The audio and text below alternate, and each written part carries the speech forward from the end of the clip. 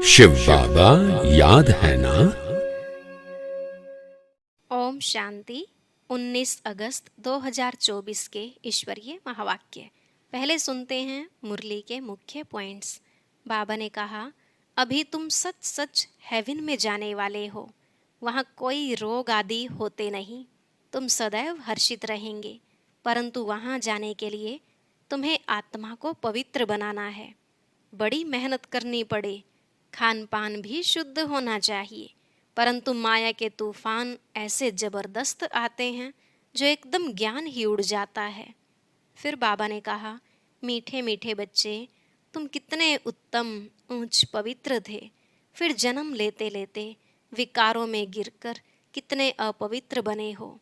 पहले पहले काम विकार ही बहुत तंग करता है, इसमें ही टाइम लगता है। वैसे तो 1 सेकंड में जीवन मुक्ति कही जाती है। सारा मदार धारणा पर है।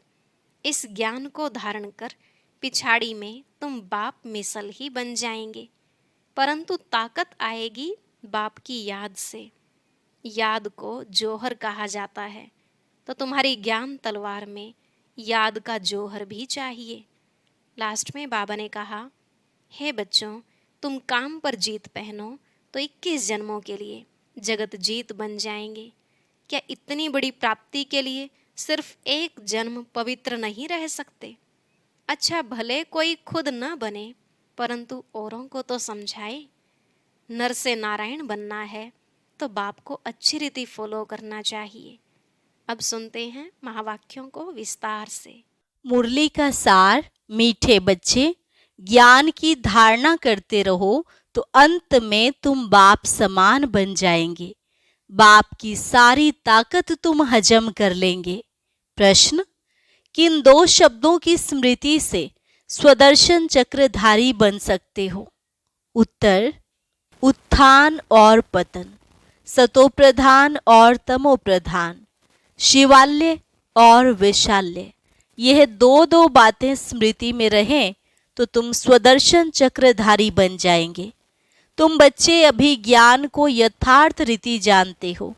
भक्ति में ज्ञान नहीं है, सिर्फ दिल खुश करने की बातें करते रहते हैं।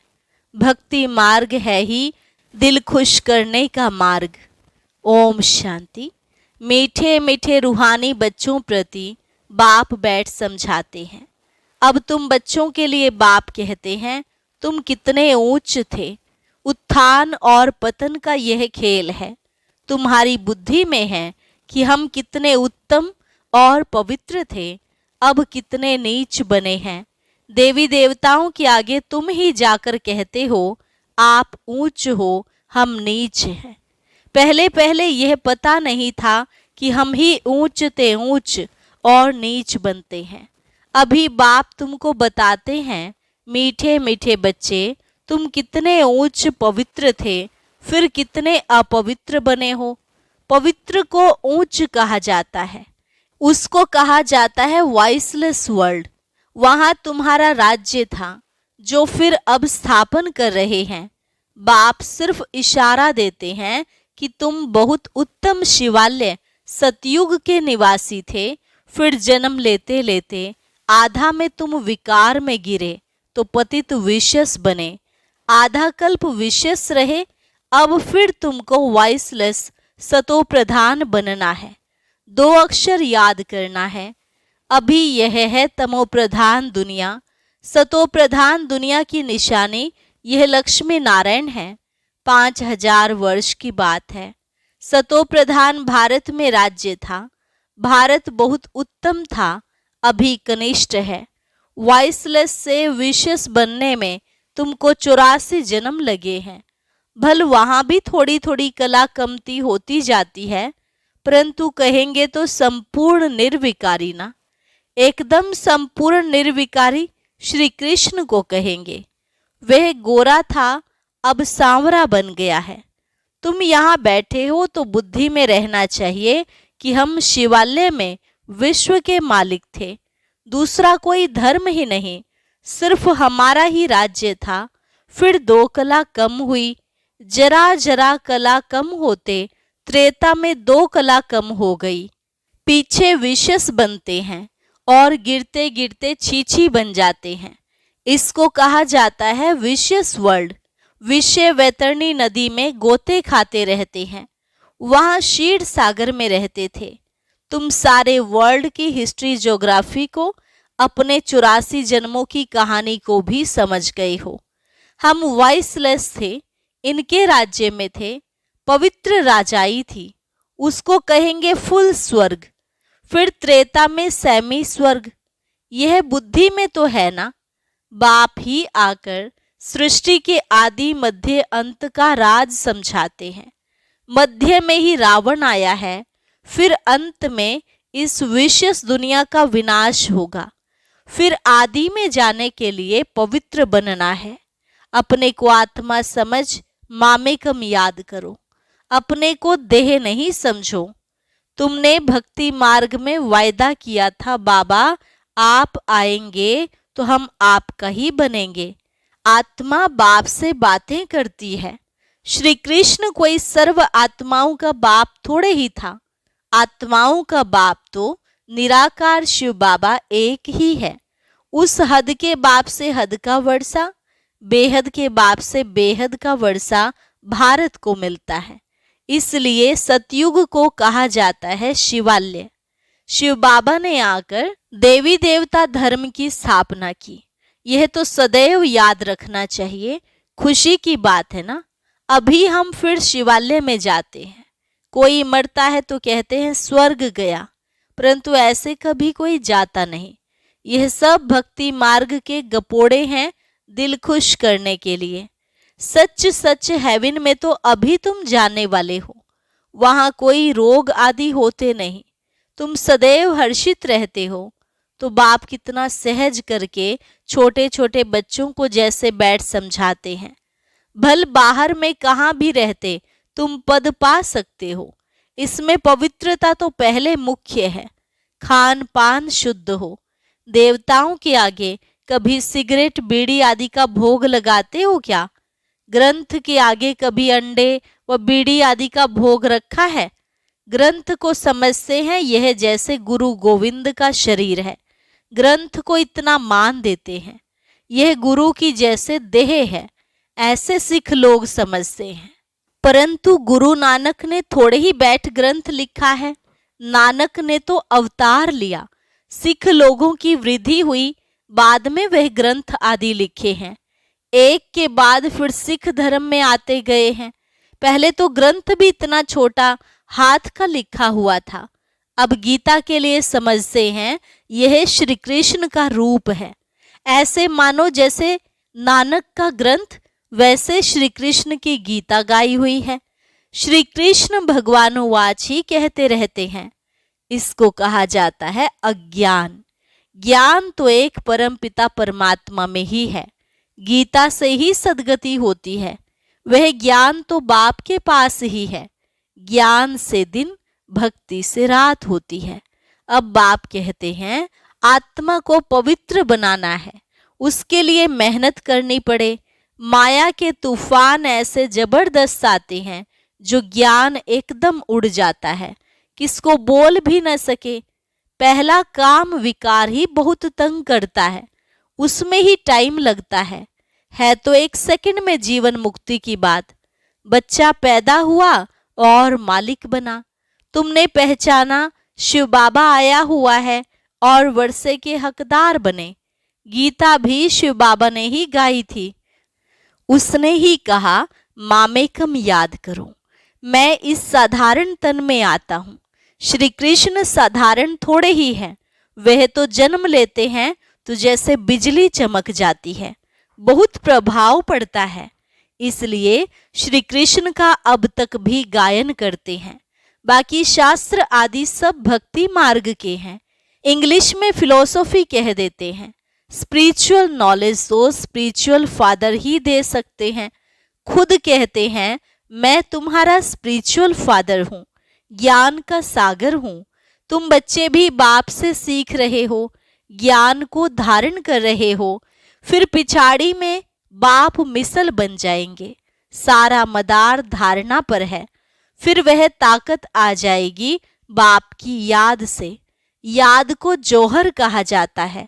तलवारों में भी फर्क होता है ना। वही तलवार 100 रुपये वाली भी होती है, वही तलवार 3-4 हजार की भी होती है।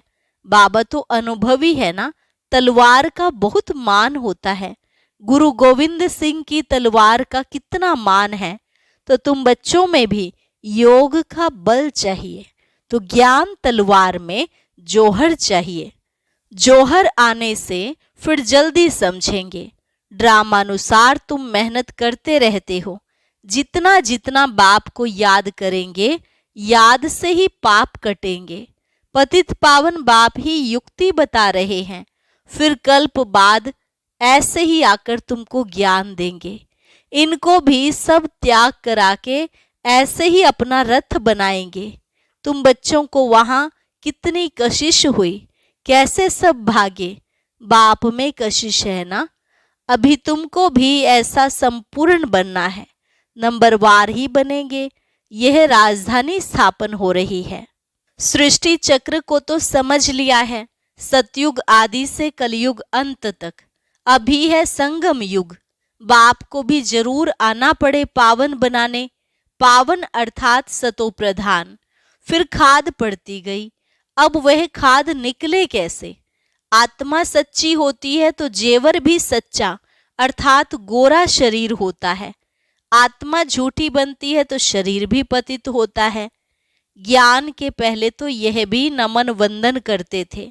लक्ष्मी नारायण का बड़ा चित्र ऑयल पेंट का गद्दी पर लगा रहता था। उनको ही बहुत प्यार से याद करते थे, और कोई की याद नहीं। बाहर और तरफ ख्याल जाता था तो अपने को चमाट मारते थे। मन भागता क्यों है, दर्शन क्यों नहीं मिलता है। भक्ति में था ना।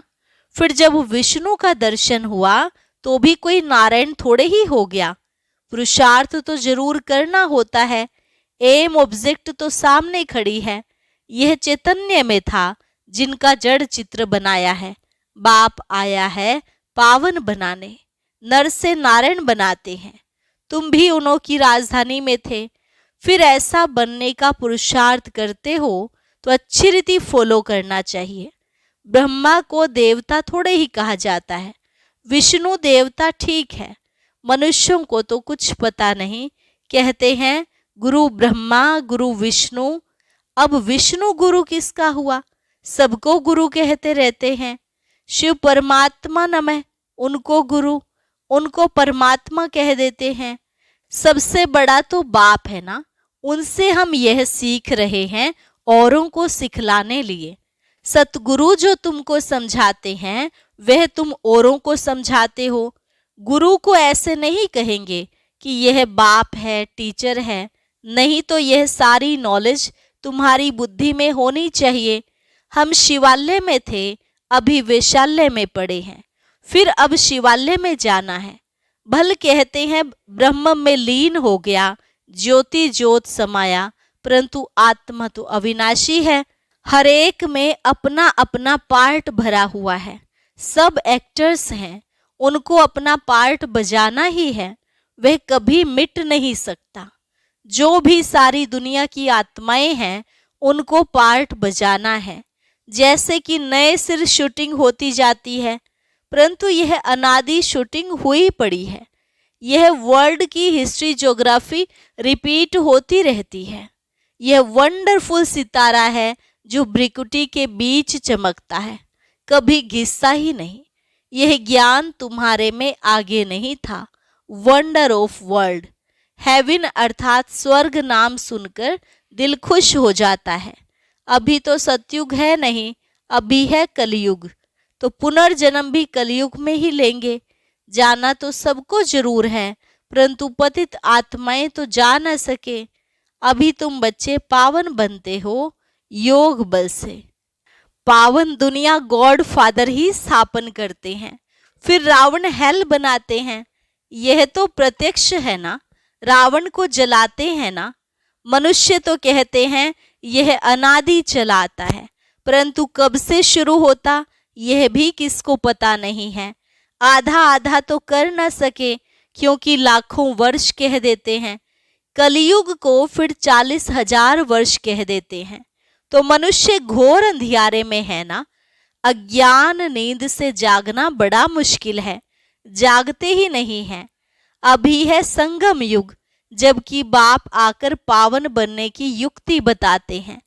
तुम पावन होंगे तो पावन दुनिया स्थापन हो ही जाएगी।